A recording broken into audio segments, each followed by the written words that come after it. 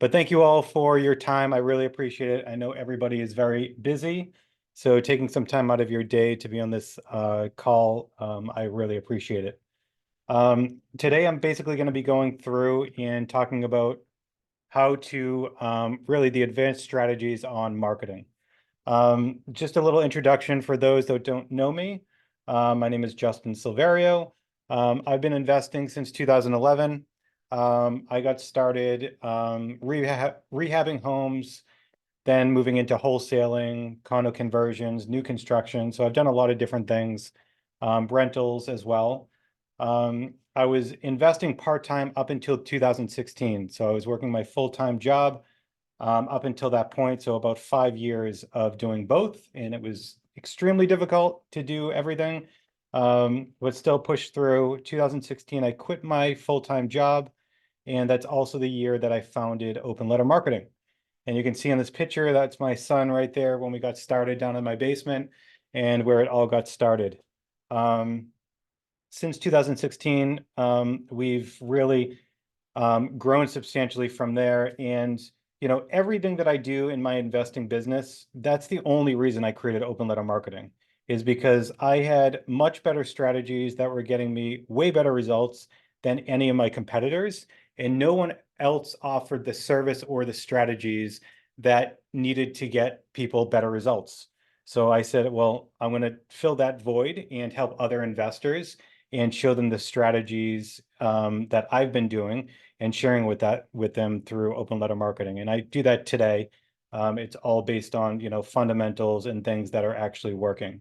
So I'm really excited to be talking about this topic with everyone. 2002, I also founded Unveiling, which is basically a CRM for real estate investors. Again, this was born out of the need for myself and from many other investors saying they need one system that can manage all their data, their full database, so they don't have to use, PropStream for one thing, another CRM for another thing, something else for like deal management. They were able to handle everything in one system. So that's a little bit about me. I've been around the industry for a very long time, and I absolutely love this industry. So in today's agenda, I'm going to go through the unveiling the power of direct mail in real estate. We're going to be talking about mastering list building for targeted marketing, crafting marketing campaigns, talking about the advanced strategies of direct mail, because I believe there's some new people that are just getting into direct to seller marketing. So I want to make sure I cover some of the basics and then the advanced strategies that people can get into. And then we'll go into a Q&A section. So I'm going to try to get through this as quickly as possible so we can go in through the Q&A. Hey, Justin, it's Kayla. Do you mind sharing the presentation? Right now, we just see the Envelo Word doc. Oh, okay. Thank you. Well, then let's... So you got to share that picture of you and Nate again. I love that picture. Hold on one second. Here we go. How's that? Perfect. Yep. Okay. So let me go back. All right. There's my mug right there. So this is just the about myself, the little guy. He's 10 now. Today's agenda. And I do want to mention, make sure you stay to the end because we are going to be doing some giveaways.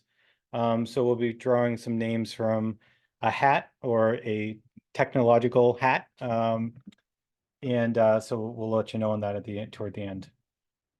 Okay, let's talk about direct mail. Again, I'm going to focus a lot on direct mail, but I'm also going to provide you with some other advanced strategies on other marketing techniques that you can use outside of direct mail.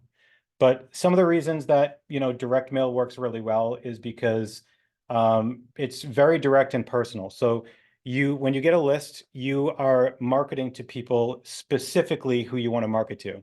So if you're an investor that focuses on single family homes, 3 bedrooms, 1,700 to 2,500 square feet, you can be very specific on what types of properties you want to purchase, and you can market directly to those owners.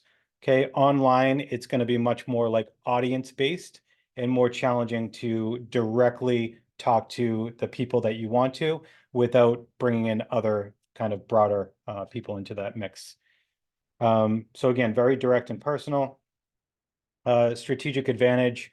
So because it's very, direct and personal, you have the ability to directly talk to them, understand, what their motivation level, depending on when we get into lists, what type of list they're on. So if they're, going through, they have tax liens, you can speak to them about, tax liens or anything like that. So you can be much more strategic in nature when you talk to them.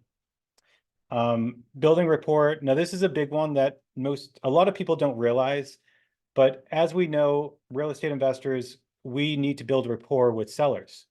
And it's not just when you're actually talking to them on the phone, you're building rapport. You're actually doing that before you even ever talk to them. So your marketing approach is the beginning steps of building rapport with someone.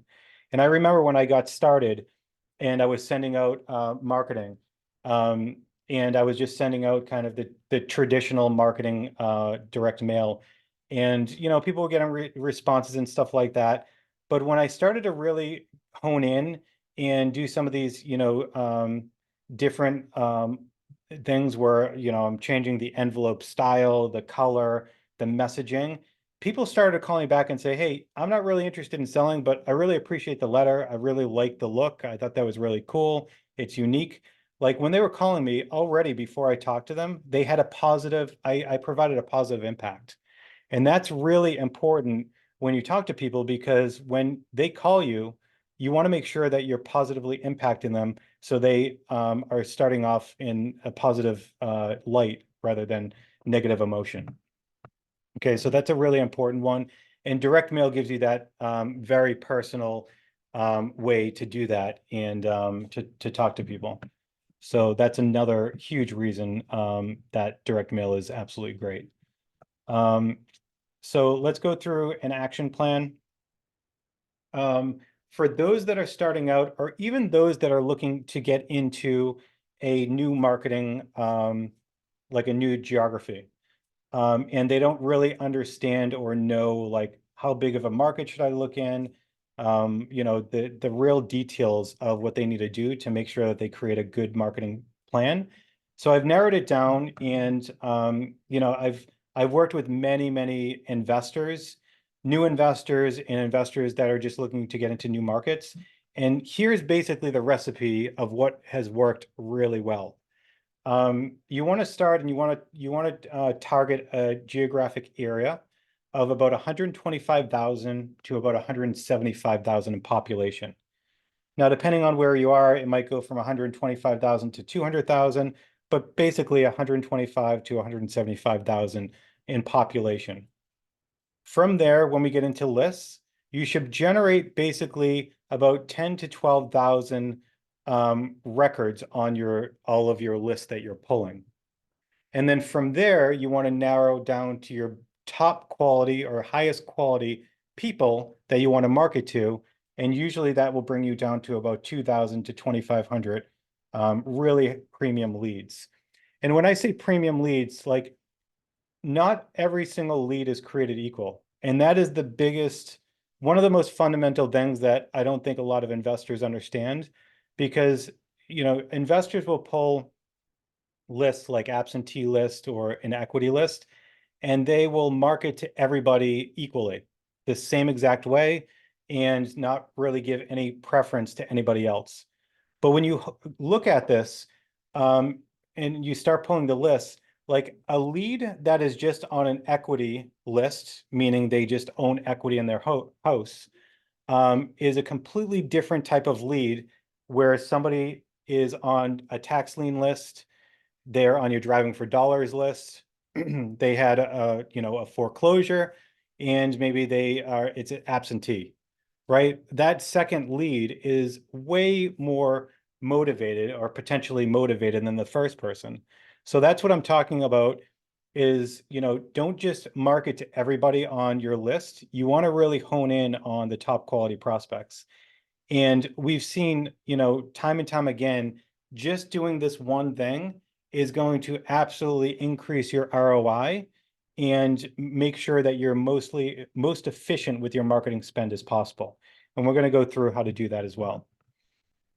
So once you narrow it down from about 2,000 to 2,500 leads, you want to market to those people every single month. Okay. And generally, I always recommend that people have like a 6-month campaign. And we tend to see that people get deals between the third and fourth month or third and fourth touch. Okay. That's on average what we tend to see. So this is a great like guideline for everyone. So if you want to take a snapshot of that, that's what's worked really well. Okay, let's get into list building. Okay. So here are the different kind of components that we're going to be going through, preparing for list building, selecting your geographic area, crafting your prospect list, strategy, follow-up, and advanced strategies. Okay. Now, before you even get into list building, just making sure, like for the new people, there's 2 things that you want to just make sure that you have. One, a communication tool, like if you want something cheap and or free, Google Voice you can use. A lot of people use call tools, call rail. So there are a number of different services. You don't want to use your personal cell phone or anything like that. And then an address. Before, especially you do direct mail, do not have your return address as your home address because you don't want anybody to have that. I've only had like one person actually walk into my office. They were happy, so they weren't mad, but you never want to have your personal address there. So I always recommend either a virtual mailbox or a UPS box. I do not recommend a PO box because on the return address, if you have PO box, 100 or whatever, that doesn't look like a real address. They know it's a PO box. So if you have a physical address like 190 Haverhill Street, Suite, whatever, that looks more like a physical address. So that tends to get a higher open rate. So that's kind of a little thing that not a lot of people know about. Okay. Let's go into here. So we talked about the population, the sweet spot, 125,000 to about 175 to 200,000. Now let's go into the lists. So the first step before marketing, you need to make sure that you have a good list. And I talked a little bit about how important that list is to really narrow in your premium leads. It's important because anyone that you have a final marketing list that you want to market to, you're going to be spending money on them. So you need to spend some time up front to make sure that you actually have a good list and you have, a high potential of those sellers to want to sell. Because the more shotgun you go, the more money you're basically going to be wasting to capture somebody. So if you're trying to optimize your marketing spend or even your time, you want to make sure you kind of go through this process. So I'm going to go through this process with you and some of the lists that I would recommend that you pull. So let's just go through those now. I always break it down to general lists and niche lists. Okay, so general lists are those that are on that you can pull from any list building service. So absentee equity lists, and again, I'll explain more about those. And then you have your niche lists. So niche lists are going to be a little bit more specific.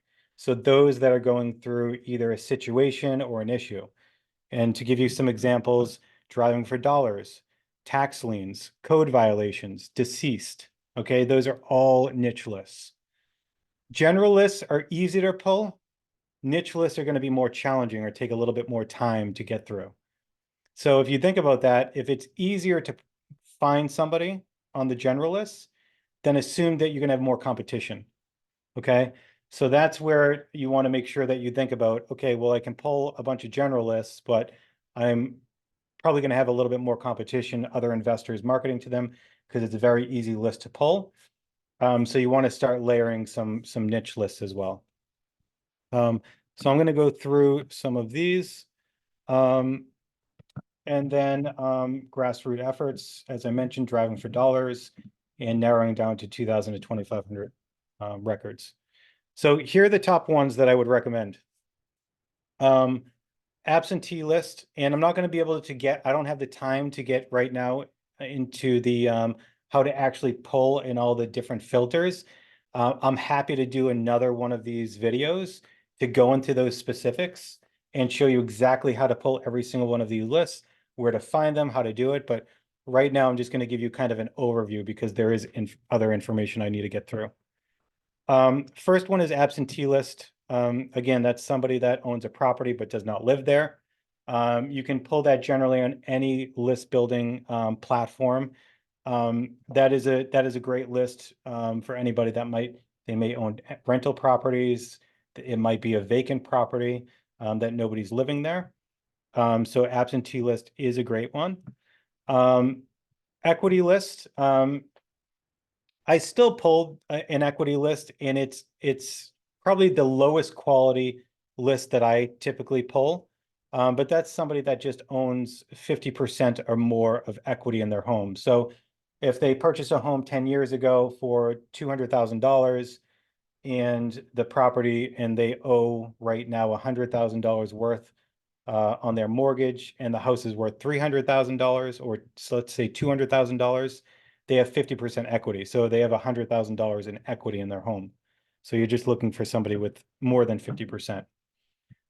Related party list. This is something that not many investors know about, but it is actually really easy to find this. And it's probably one of the highest, I would say it's hands down the highest performing list on it as a general list.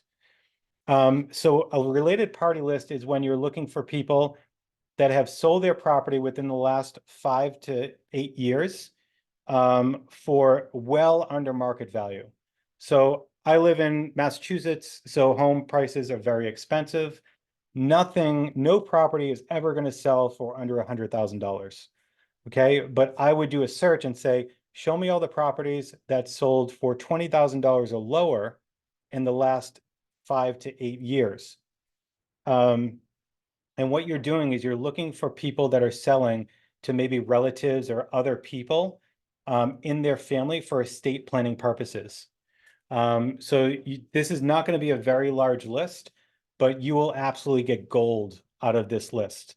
And to take it a step further, if you wanted to look at absentee owned related party. So now the person that now owns the property does not live there. That could very well be an unwanted property, or somebody that just, gifted over that property for, a couple $1,000s to somebody. That's probably one of the best performing lists that I'll talk about today, especially for generalists. Another one, I would say a trust list. So this is a property that is just going through estate planning, and it's kind of was in a trust. You want to make sure that the one tricky thing is make sure that you are only looking at properties where they are valued at the median home sale price in your area. So to give you an example, if most houses sell around my area for $500,000, I want to make sure that I exclude any property that's above $500,000. And the reason I want to do that is because wealthy people will put their homes in trusts for no other reason than just, they want to just have it for, for other purposes. You really don't want to look at those properties. So I would only search for properties that go up to $500,000. So hopefully that makes sense. There are some other small lists, but I would say that those are probably the largest lists and the most important ones as a general list. There are a couple other like really, really niche lists that I'll talk about later that you can get into for very specific ways. So if you're in the city and you're looking for, adding on additional units or a value play, I'll show you how to, you can also pull different lists for that. Now, on the niche list side, so going back, I would always pull those general lists for the area that you're looking in. Pull all of those lists, and now you're going to do some of the niche lists. And with open letter marketing, we have a way to actually pull all these lists for you, aggregate them together, identify which ones are on multiple lists, and give you your 2,000 to 2,500 records. So we can do that all on the back end. And again, this is all based on the logic and understanding of like exactly what types of properties you're looking for and how to do this, so you don't have to go through all this data management, because I know sometimes people have a challenging time getting this data together and really analyzing it. So we can absolutely help you out with Open Letter to get this together. A couple other kind of basic niche lists that you can that I would highly recommend is a vacant list. Vacant list is pretty easy to find. Again, a lot of list building services have this, and it's the USPS that basically identifies it as vacant. So when the mailmen are going around and they're delivering mail, and they find that somebody has a bunch of mail in their mailbox, and they find that they haven't been picking up their mail, they'll actually mark it as vacant. And then if somebody comes back and picks up all the mail, then they'll remove the vacancy flag. But vacancy comes from the USPS. The other one is deceased. Deceased, there are many services out there that you can find deceased or inheritance, or anything like that. Those types of properties where somebody did pass away and now there's a need to sell. And then tax liens. Tax liens is the other one that I would recommend.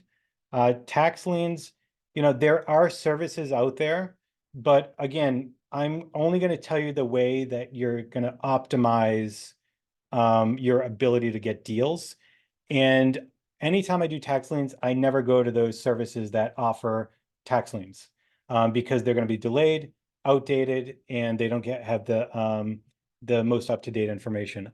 I always go directly to the assessor department in the area that I'm looking to purchase properties. And you can use what's called a FOIA request, Freedom of Information Act request. And if you search for that on Google with your state, you'll generally see a link, and it will show you how to basically send an email and what the outline is. And it states different like regulations, because we as citizens of the United States should have access, or we have access to that information. It's part of the Freedom of Information Act. So we just have to formally request it in a way that the assessor department can provide it to us. So you would send an email to the assessor department and you would just ask them, please send me a list. And what we can do is we might be able to add this kind of like outline for you. So we might be able to send this out to you guys. So everybody that signs up, we can probably email you maybe the request. But you can go right onto the website and you can provide that to the assessor department, and they have so many days, like 10 days, to get back to you to either let you know how much it's going to cost or provide you with the list itself.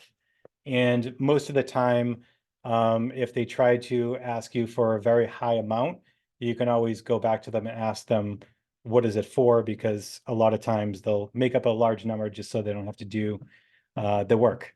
But that is a very, very good list. So those are the biggest lists that I would recommend. Again, you have your general list and you have your niche lists, and you want to take all of that data and aggregate it together. Okay. And you want to identify which lists are on which properties are on multiple lists.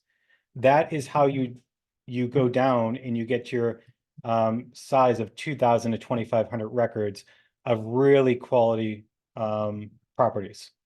Okay. And you're only going to be starting to market to those 2,000, 2,500 leads. Okay. Because you should, again, have about 10,000 records on all of these lists that I just mentioned. So, there are some list building services out there. Again, Open Letter Marketing, we can provide and aggregate a lot of the general list for you and provide just the output. So you don't have to do a lot of that stuff. But that is the number one most important thing before you even start to market. Before you spend $1, being able to go through this to really narrow down and focus on your best quality records are going to make you so much more successful. Okay. All right, let's talk a little bit about getting into direct mail strategy. Again, the mindset and budgeting. Mindset is a critical component. And I have this conversation so many times with new investors that are doing direct mail, or maybe they even did direct mail, but it never worked for them. So I always like to start off with like mindset and just a good understanding. So again, prepare for an initial investment of about $7,000 to maybe $9,000 to do direct mail properly. So that is taking your 2,000 to 2,500 records and marketing to them over a 6-month campaign. Okay, so that's what you want to set aside. The number one most important thing with any type of marketing is consistency. So the worst thing that you can do is market to somebody, once or twice and then stop because you're like, oh my God, I didn't get the responses that I wanted, and this isn't working. That's the worst thing that you can do, and that's how most people fail at any type of marketing. So consistency is hands down the number one most important thing that you can possibly do, whether it's direct mail or anything else. Okay. Sending the worst message consistently will get you deals. Sending the best message inconsistently will likely not yield any results. So sending a great message and being consistent, that's going to give you the optimal performance. And again, seeing this time and time again, you tend to see results between the third and fourth touch. So that's really, really important to understand. Messaging. So we've created a lot of our campaigns, and when I started, campaigns should never be the same message over and over, the same postcard, or even postcard every single time. You want to vary the messaging and the type of product that you're sending. And the reason you want to do that is because not everybody is the same. People respond differently to different messages. People respond differently to the different types of products that you send. So I'll give you an example. I found that, older generation will respond a little bit better to handwritten letters than typed letters, professional letters. So, but younger people will respond more to like a typed letter than a handwritten letter. Some people respond better to postcards because you don't need to open up a letter or anything like that, or an envelope. So things vary. It's not always going to be consistent. And that's why I've always created my marketing campaigns using various messages and products. And that's really important to understand of why we do that, which I just explained. Personalization and branding. I would always recommend that you use your name instead of your company name on the return address. I get that question asked many times. Should I use my company or personal name? You want to do your personal name because there's a couple steps to direct mail. First, they have to look at the envelope and open it. So you have to get them to open it. So they'll never get to the letter without you getting them to open it. And if they look at the envelope, and that's why we use a lot of, colorful and bright and different envelopes, so it stands out and it entices them to open the message or open the envelope. And if they see a business return address, it's not going to entice them as much as it's a person, because they'll think that it's coming from an actual person. And that's the other reason why I mentioned don't use a PO box. Make it look like a physical address. There's more chance of it to be, look like it's personalized. Then once they open up the letter, that's where you can have kind of your business on there. And I definitely recommend that you add a logo to a lot of your letters, and postcards. And the reason why is more people remember a logo, colors and stuff like that, the picture, than your name. So if they get 15 other, letters from other people, they're not going to remember the person's name. They might remember the logo. And as you're consistent over the 6 months, they'll continue to see your logo and be like, oh, they just sent me something last month. So again, that's what creates the rapport, the consistency, and it creates a brand and trust that they're going to know that, all right, this person is consistent. They're marketing over and over. Other people, I might see them here and there, but they don't see patterns in them. And then finally, quality over quantity. As I mentioned, do your upfront work on building the list. So when you go to market, you're not wasting money on low quality prospects. All right. So let's now, I've talked about a lot about the marketing campaign. I talked about the lists. Now let's go into follow-up. So hands down, like once you get through and follow the steps that I just mentioned, building the list, sending marketing, you've done a lot, right? You've done a ton. You're setting yourself up for success. So that's really important. Now the next step is fielding the calls and then making sure that you're following up. And the follow-up is probably one of the most critical areas because most people that call you, 99%, 95% of them are not going to be ready to sell right now. Because again, buying properties, it's all about timing and circumstance. So for you to find somebody during the timing and circumstance that requires them to sell immediately is pretty low. So follow-up is absolutely critical. And most investors tend to see more of their deals come through follow-up than anything else, than like the first conversation. So I would always recommend that you have a follow-up process. And if you're just starting out, that could be just you're doing like, you have a sheet, you have an intake form for each property, and you have maybe a Google Calendar, and you just put a follow-up date to make sure that you follow up with somebody. More advanced investors, you have a CRM, you have something built out a little bit more. So that is really helpful. But most of the deals happen with follow-up. So that is absolutely critical for that. Okay, so after that, let's get into like advanced strategies. Okay, so a lot of the stuff that I talked about, that's kind of more of the basic to intermediate. But let's talk about a little bit more of the advanced strategies if you're starting to look at and take your marketing to the next level. I'll get into these. So again, we talked about, going a little deeper into lists. So when investors starting out, or when you're starting out with direct to seller marketing, I don't want to tell you to get all of these different lists and spend your time in months, because it takes a lot of time to get a lot of these niche lists. So I don't want you getting really confused and delaying some success because you have to get all of these lists. So that's why I recommended those other lists first. And now you can start adding to your list with many other things.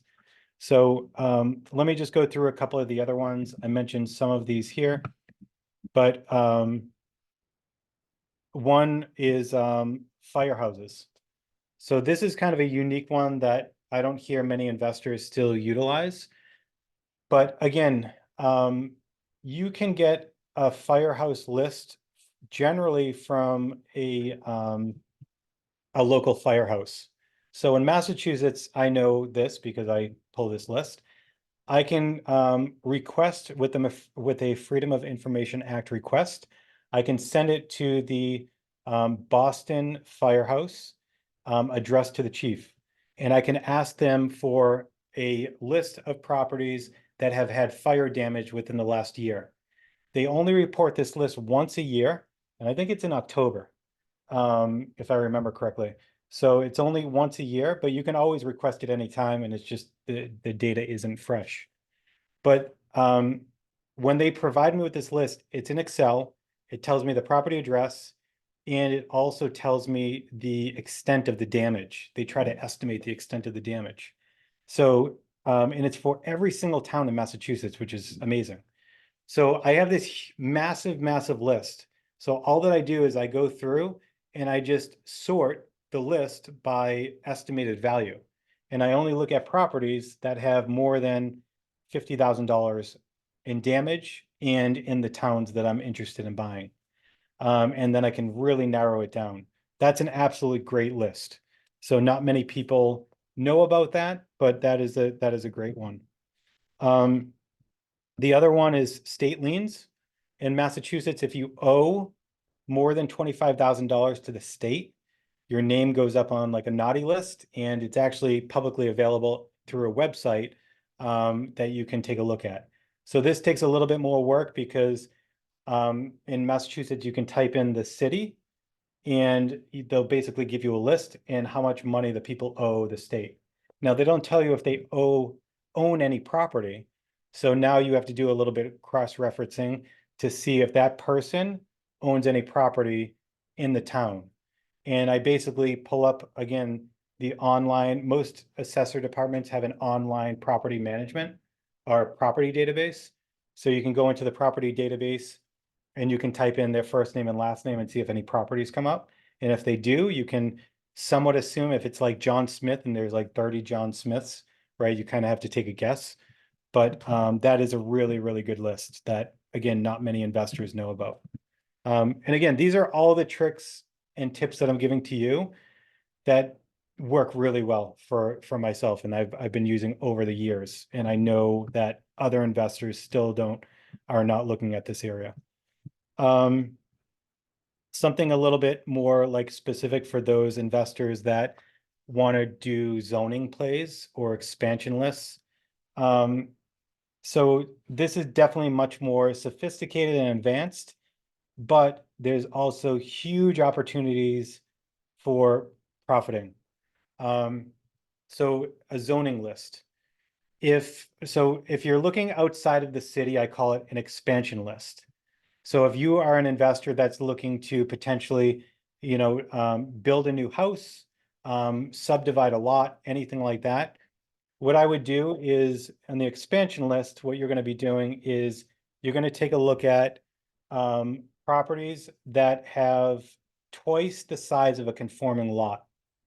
Okay, so every area, every zone tells you what a conforming lot is. And if it says 10,000 square feet in order for you to build a home, you look for properties that are over 20,000 square feet.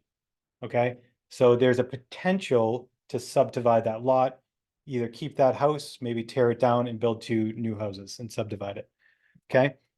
In the city, if you're looking for like multifamily, like condo conversions, value adds, adding units, stuff like that, you can use a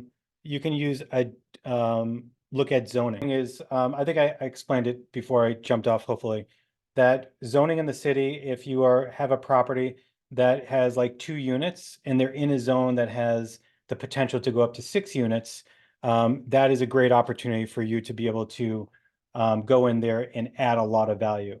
And especially in cities like Boston, where I am, if they're selling at $1,000 a square foot, or $500,000 plus per unit, there's tremendous value in looking for those properties. So that's why like adding more niche lists are going to be like super helpful. And what we can actually do, we can actually email everyone all of the recommended lists that we have for both general and niche lists. So we can absolutely give that to you guys after the meeting has ended. Legalities. So I'm going to go into talking about additional marketing approaches. So in addition to direct mail, one approach that has worked really, really well. And again, this goes back to the legalities, ringless voicemail, text messaging, and cold calling. Okay, so adding that to your direct mail. So what I always do is I send direct mail as my first marketing approach. Again, that warms up the seller. It introduces your brand, gets them to understand who you are.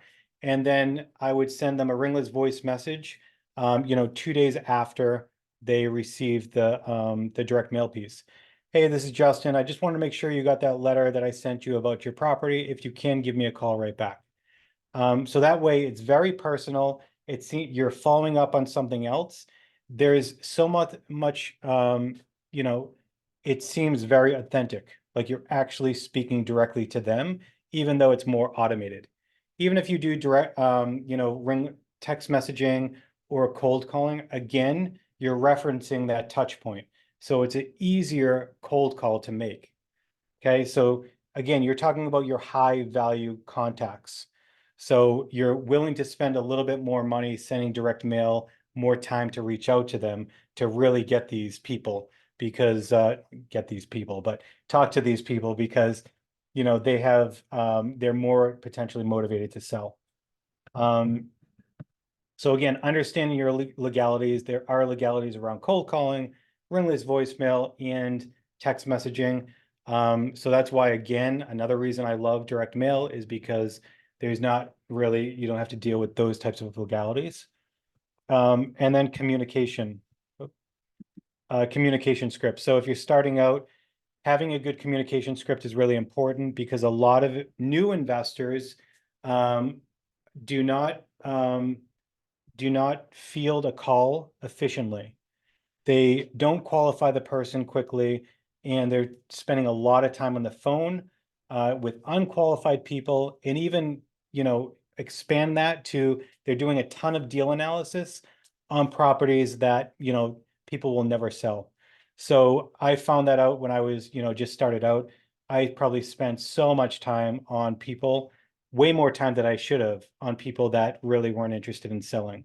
So making sure you have really good scripts and getting the information and can qualify people quickly. That's really important in how you kind of really take your marketing to the next level and your time. So again, important aspects. I mentioned a little bit about this before. Consistency is key. If you get nothing else out of this meeting, just think when you market, you have to be consistent, and you have to do so at least 6 touches, at least 6 months. Okay. That's so, so important. I do not want you to waste your money or your time. So just make sure that whatever you start, you're going to be consistent with for 6 months. Strategic timing, again, time and circumstance are the 2 most important things that people need in order to be ready to sell. So you want to make sure that you are timing and you're not letting too much time go by, and you're not, going to them like too quickly. So you have a really nice cadence in talking to them. So generally that's, between 3 to 5 weeks that you're sending these different marketing touches, but you're gonna make sure that they don't forget about you, and you're still top of mind when the time or circumstance happens.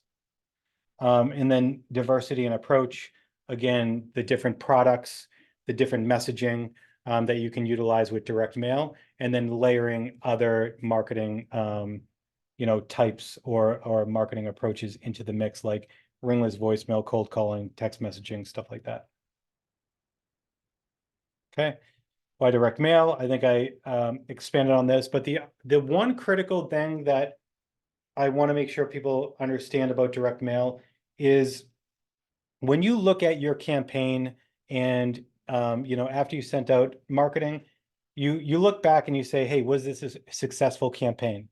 Now, with most other marketing techniques like online text messaging, ringless voicemail, stuff like that, at the end of the campaign is what it is. There's no, you're not going to really get many responses months after that, because once somebody listens to the message, that's it. With direct mail, however, people hold on to that physical mail for years. And I know this because it happens countless times that people call me back and said, hey, I got your mail piece and I'm giving you a call. And I look back at my database and I'm like, I haven't marketed to them in like, a year or 2 years. And that is the most critical aspect of direct mail. When you start with direct mail, it's going to take some time to build momentum. Like I mentioned, that's why make sure you have 6 months. But even after that, you're going to find that that campaign is going to provide success over the next year or so. So you always want to make sure that you understand that, because this is how, it gets, you need to build momentum. But once you do that, it's almost like you're pushing a ball up a hill and then it rolls down on the other side. That's where the momentum happens, and people start calling you back from past campaigns, and then your deals start really coming in. So that's how you build really good, sustainable deal flow. And at the end of the day, that's what our business is all about. If we don't have deal flow, we don't have a business. So it's really important that we understand this.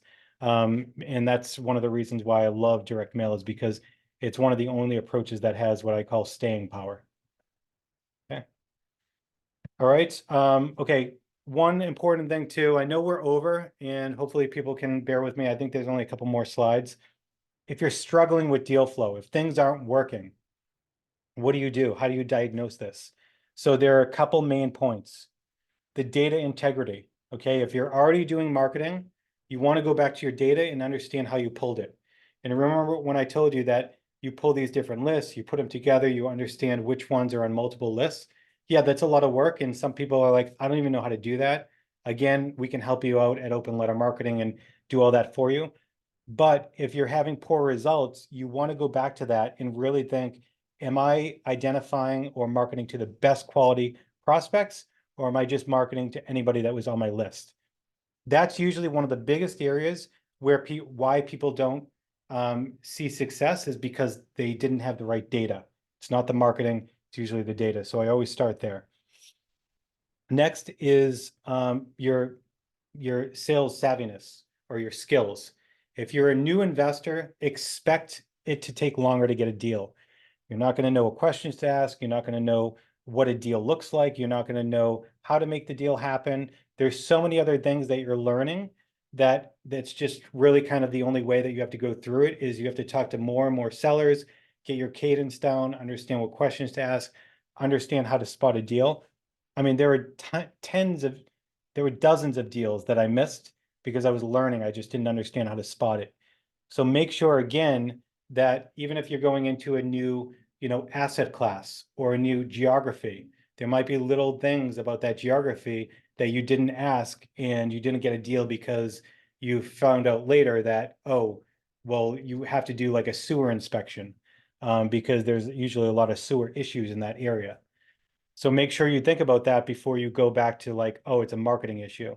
And I'm saying this because I don't want people to say, oh, it like they're always going to have good marketing. No, it could be the marketing too.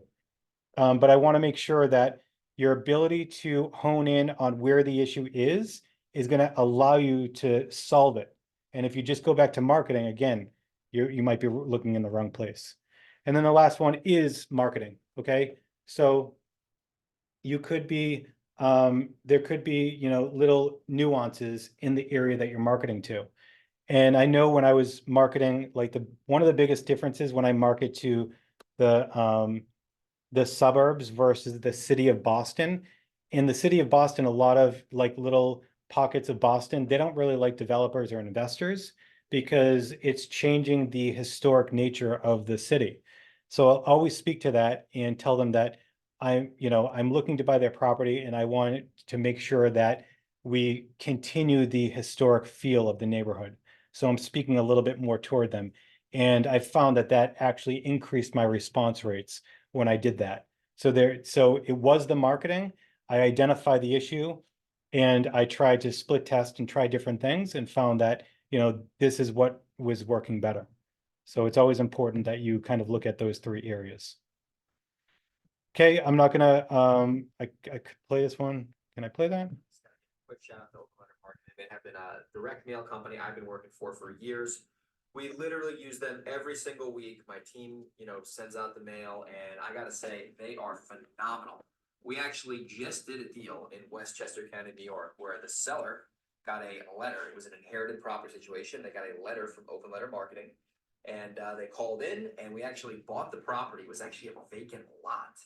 And we were able to sell that property to a builder who's going to put a multi-million dollar property on there. And we made over $50,000 in net profit on that deal after doing the wholesale deal and double closing. So obviously, this is proof that direct mail works if you work the system and you follow up and you're consistent and persistent. So that was a real deal we did from Open Letter Marketing. I got a bunch of other examples that I can share too on deals we did.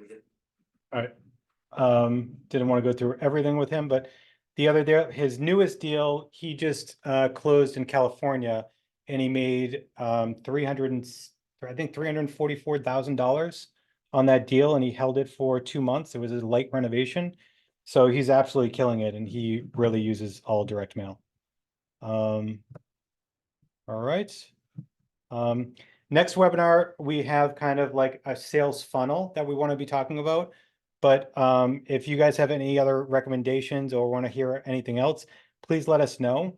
And at the end, I'll give you my kind of email so you can actually just email me. Okay, so toward the end, I know a lot of people held on. Again, thank you so much for not jumping off after my technical difficulties. But do we have any questions that you want me to answer?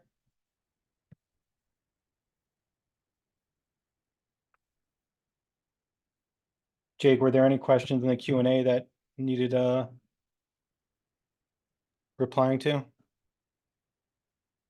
Yeah, someone was asking about driving for dollars leads. Do you have anything else you can say about those for a list type? Like what it is or how to do it? Yeah, just a good overview or how to get that in your campaign. Yeah.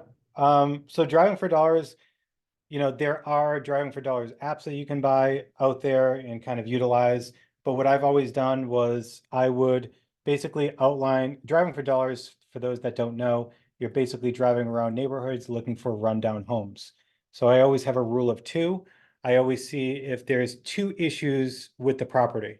So, an old roof and bad siding, bad windows and a ton of mail in the mailbox. Tall grass or like around now, although it hasn't been snowing, like unshoveled like walkway.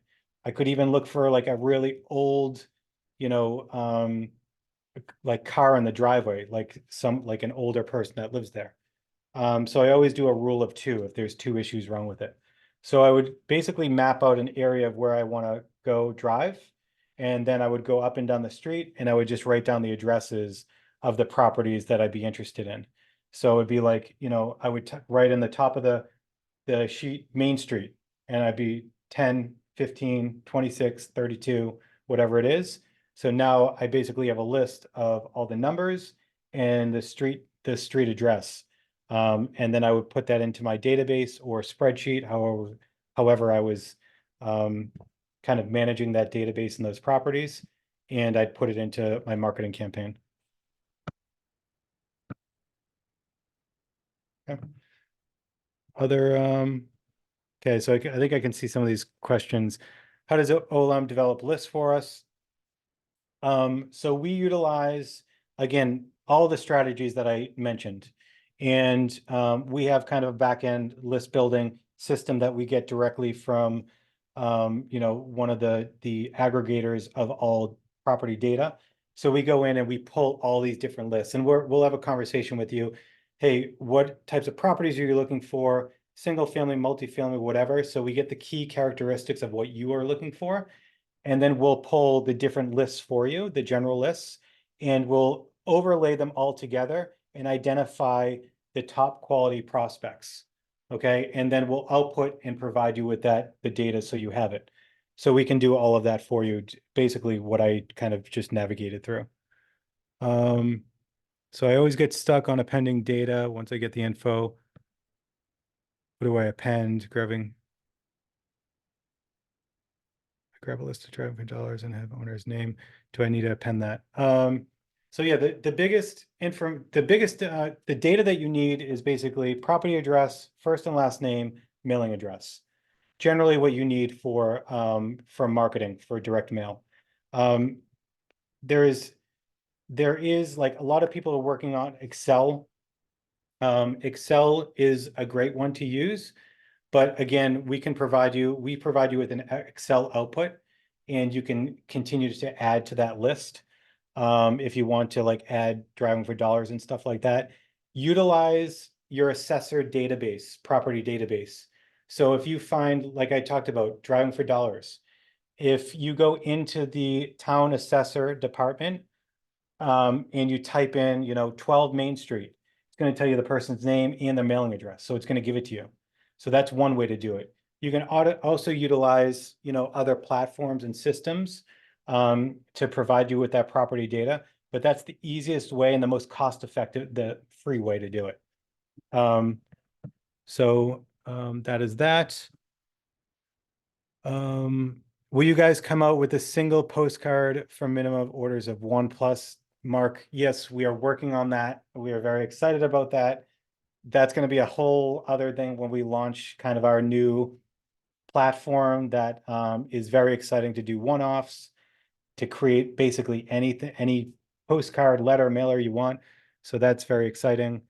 Any direct mail discounts? I'm going to do the giveaway in a few minutes. And I think Jake is responding back. Let's see if we can give also just a general discount as well. Any insights for scripts to attract cash buyers? Man, I feel like that's gonna be such a long, I can have a whole nother conversation on just finding and talking to cash buyers. And not only finding cash buyers, but finding the ones that are gonna pay you the most amount of money. I feel like that would be a really great like other video that I can do, that I would love to do that on. So I can, so maybe I'll do a future video on that. So sorry, I can't answer that in a short little bit. For small niche lists, for driving for dollars or other lists. Okay. Did I miss any other than government lists? What would you suggest as the best niche list that can be pulled from something like Privy or PropWire just to get marketing going? So Joe, as I mentioned, start pulling the general lists. You can pull those from any list building site. And that's what I was mentioning. I don't want you to get held up with like trying to pull from like government stuff and hold off on marketing. So at the very least, I would start pulling all the general list that I mentioned. And then if you can start pulling like, deceased and vacants, those are the two off the niche list that I'd start with, and then just go with that. So you can probably pull all those from anything there. I think that's it. Did I miss anything else, Jake? Nope, that's what I'm seeing. On this. If you have any recommendations on topics that you want to hear, anything like that, feel free to email me, justin@openlettermarketing.com. Always happy to hear from you guys. Always happy to provide like really good content and things that you guys are stuck on. Because, when I got started, there was a lot of struggles that I had. So if I can help anybody at all, I'm always happy to do that. All right. And if there is nothing else, I think that we can jump off this call. Again, thank you everyone for, spending some time with us. I know we're over time. I know I jumped off, but thank you so much. I hope this provided some value to you guys. Thank you so much.